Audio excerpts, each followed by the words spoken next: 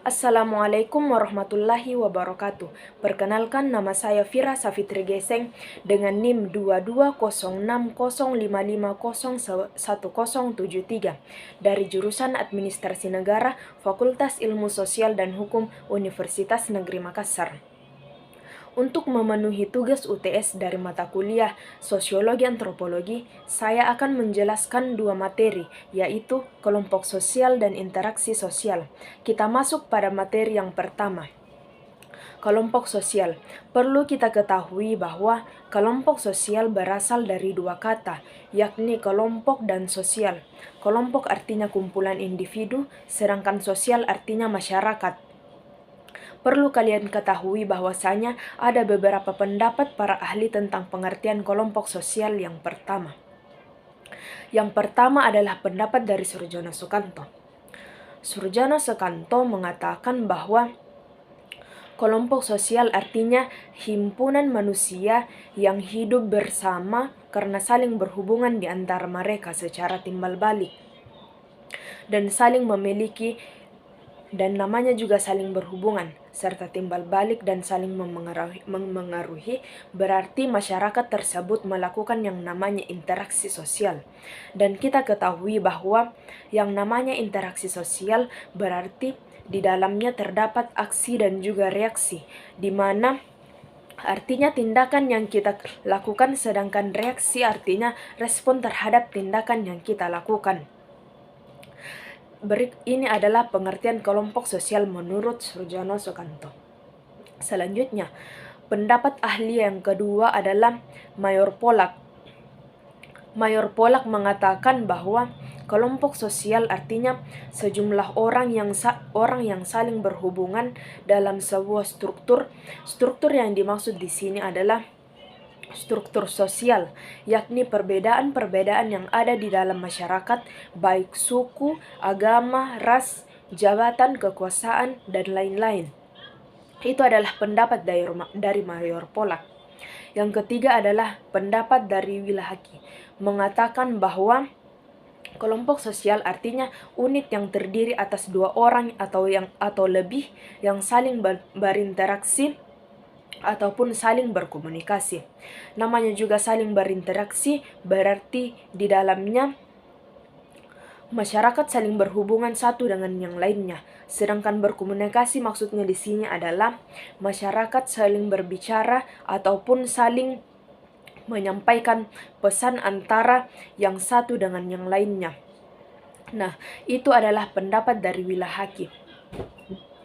Dari beberapa pendapat ahli tersebut, dapat kita simpulkan bahwa kelompok sosial artinya kumpulan individu yang saling berhubungan dan saling berinteraksi.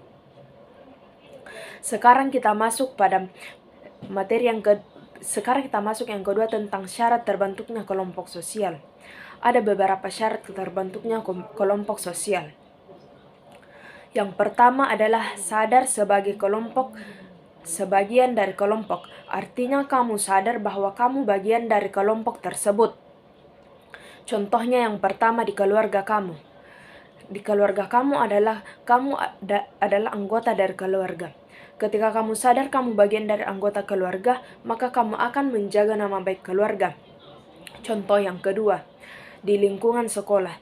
Kamu sadar bahwasanya kamu bagian dari anggota OSIS. Sehingga ketika kamu sadar bahwasanya kamu adalah bagian dari anggota OSIS, maka kamu akan menjaga nama baik OSIS tersebut. Dari kamu juga akan melaksanakan hak dan kewajiban kamu sebagai anggota OSIS. Contoh yang ketiga, di lingkungan masyarakat. Kamu sadar bahwasanya kamu bagian dari sebuah partai politik. Sehingga ketika kamu sadar bahwa ternyata kamu bagian dari anggota partai politik tersebut, kamu akan melaksanakan tugas dan kewajiban kamu serta juga tanggung jawab kamu sebagai anggota dari partai politik tersebut. Nah, itu adalah syarat kelompok sosial yang pertama. Adapun syarat kelompok sosial yang kedua adalah hubungan timbal balik antara anggota. Namanya juga adalah hubungan timbal balik, berarti Di dalamnya terdapat interaksi sosial yang terdiri atas adanya aksi dan juga reaksi. Kemudian syarat yang selanjutnya yaitu kelompok sosial yang ketiga adalah adanya suatu faktor yang dimiliki bersama. Contohnya misalnya faktor persamaan, kepentingan misalnya kelompok sosial, keluarga di mana anak sama-sama ingin mendapatkan kasih sayang dan perhatian dari orang tuanya. Contoh yang kedua adalah di lingkungan sekolah. Misalnya adalah kelompok diskusi di mana setiap anggota kelompok sama-sama ingin mendapatkan nilai yang bagus dan sama-sama ingin terlibat aktif di dalam kelompok tersebut. Sedangkan contohnya di masyarakat adalah setiap partai politik sama-sama ingin menyukseskan sebuah pemilu dan sama-sama ingin partainya dipandang baik oleh masyarakat. Selanjutnya, adapun syarat yang keempat adalah struktur berkaidah dan mempunyai pola perilaku. Yang dikatakan berstruktur adalah terdapat susunan-susunan di dalam masyarakat, misalnya ketua sekretaris dan bendahara. Sedangkan berkaidah artinya di dalamnya kelompok sosial tersebut terdapat norma-norma ataupun aturan-aturan yang harus dipatuhi dan dilaksanakan oleh setiap anggota kelompok sosial. Sedangkan mempunyai pola perilaku artinya di sini adalah perilaku-perilaku yang ditunjukkan oleh setiap anggota kelompok sosial tersebut. Selanjutnya, apakah kelompok sosial tersebut ikut berpartisipasi ataukah tidak ikut berpartisipasi?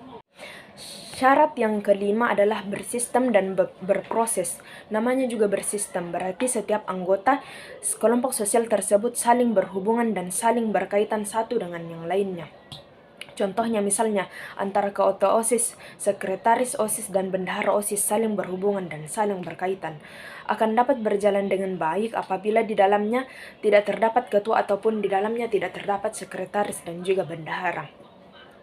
Itu menunjukkan bahwasanya yang namanya kelompok sosial harus bersistem dan sedangkan berproses yang dimaksud di sini adalah proses yang dilakukan di dalam kelompok sosial. Misalnya, dalam kelompok sosial diskusi di mana setiap anggota kelompok diskusi saling mengemukakan pendapat mereka agar nantinya pendapat mereka mendapatkan sebuah keputusan bersama yang disepakati oleh setiap anggota kelompok. Jadi itu adalah 5 syarat terbentuknya kelompok sosial. Selanjutnya, yaitu ciri-ciri kelompok sosial. Yang pertama, kelompok sosial adalah suatu kesatuan nyata, dapat dikenal dan dapat dibedakan. Contohnya adalah OSIS, di mana yang namanya OSIS merupakan satu kesatuan yang nyata, yang bisa kita lihat, yang bisa kita ketahui, yang bisa kita kenal, dan bisa kita bedakan dengan kelompok sosial lainnya yang ada di sekolah. Ciri-ciri kelompok sosial yang kedua adalah anggota kelompok memiliki kepentingan yang sama. Contohnya, kalau di kelas adalah kelompok diskusi yang tentunya setiap anggota sama-sama ingin mendapatkan nilai yang bagus. Selanjutnya ciri kelompok sosial selanjutnya adalah kelompok sosial memiliki struktur. Hal ini sangat jelas. Yang namanya struktur sosial berarti di dalamnya terdapat susunan-susunan yang terdiri atas ketua, sekretaris, ataupun bendahara. Ciri-ciri yang keempat adalah anggota kelompok memiliki peran yang berbeda. Misalnya, di dalam kelompok sosial OSIS tentunya antara ketua, sekretaris, dan bendahara memiliki peran yang berbeda-beda. Tidak mungkin bisa sama peran antara ketua dengan sekretaris ataupun bendahara. Selanjutnya, ciri yang kelima adalah kelompok sosial memiliki norma.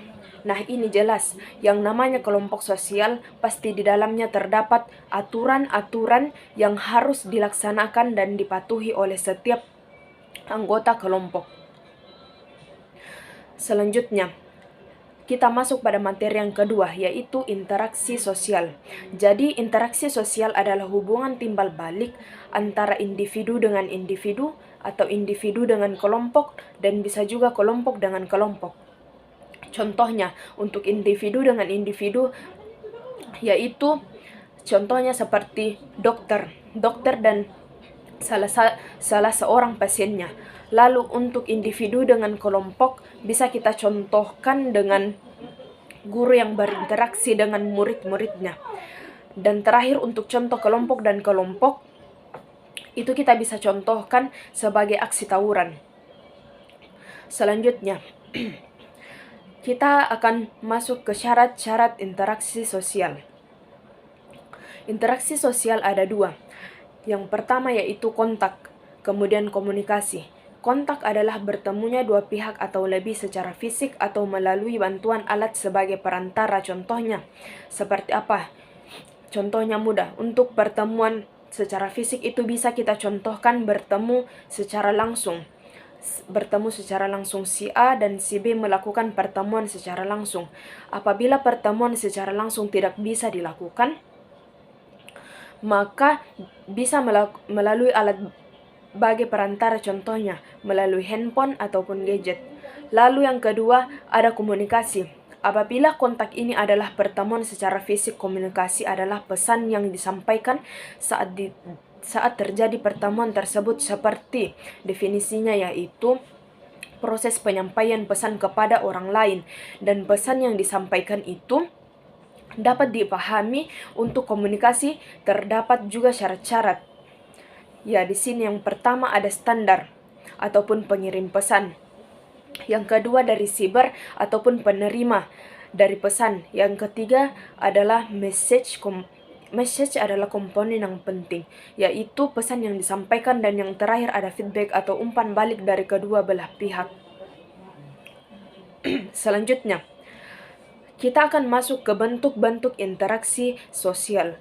Ada dua. Yang pertama interaksi sosial asosiatif, yaitu bentuk interaksi sosial positif yang mengarah pada kesatuan. Lalu interaksi sosial disasosiatif, kebalikan dari asosiatif, yaitu bentuk interaksi yang mengarah pada perpecahan baik individu atau kelompok. Untuk contohnya, bagaimana kita akan bahas satu-satu. Oke, kita akan masuk ke interaksi sosial asosiatif. Terlebih dahulu, untuk bentuknya dari interaksi sosial asosiatif ada 4. Yang pertama ada kerjasama, kemudian akomodasi, yang ketiga asimilasi, dan yang keempat akulturasi. Kita akan bahas dari kerjasama dulu. Kerjasama itu adalah suatu usaha yang dilakukan bersama antara individu atau kelompok yang bertujuan untuk mencapai tujuan bersama. Selanjutnya kita masuk ke interaksi sosial disasosiatif. Ada 3 bentuk. Yang pertama ada persaingan atau kompetisi. Persaingan atau kompetisi dengan definisi artiannya yaitu individu atau kelompok yang bersaing mencari keuntungan tanpa menggunakan kekerasan. Misalnya seperti ini, mungkin di sekolah kalian pernah mengadakan lomba. Dan kemudian si A dan si B itu melakukan persaingan atau kompetisi untuk memenangkan lomba atau mencapai prestasi tertentu yang mereka inginkan.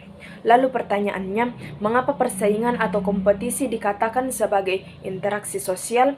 Ini terlihat setiap terjadinya persaingan atau kompetisi tidak menutup kemungkinan akan adanya satu pihak yang melakukan kecurangan. Dan dari kecurangan tersebut akan menimbulkan perpecahan. Selanjutnya, kemudian kita masuk ke kontravensi. Kontravensi adalah suatu proses tidak suka yang disembunyikan atau kebencian terhadap seseorang. Seperti ini, di dalam kelas terdapat pemilihan ketua kelas. Kemudian si A dan si B adalah calonnya. Kemudian dia melakukan kontravensi dengan tidak hanya menyembunyikannya perasaannya, namun ia menyebarkan fitnah kepada murid-murid lainnya.